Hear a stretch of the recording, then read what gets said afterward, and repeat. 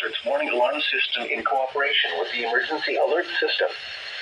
Tests of this alarm system are conducted every Wednesday at 11 a.m. and at 7 p.m.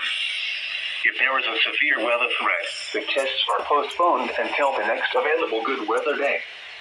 The alarm tone will activate for severe weather and other life-threatening emergency messages for the following 14 transmitters and associated broadcast areas.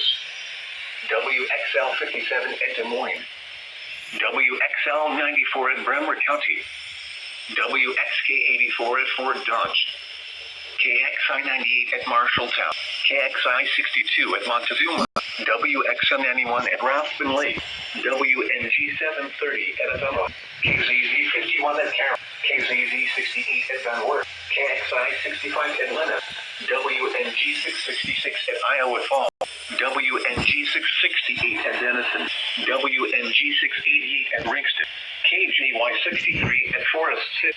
For a detailed listing of what counties are served by each transmitter, please visit the NOAA Weather Radio section of our website at www.weather.gov/Des Moines. Once again, please visit the NOAA Weather Radio section at our website, www.weather.gov/Des Moines. This concludes our test. We now return to regular programming.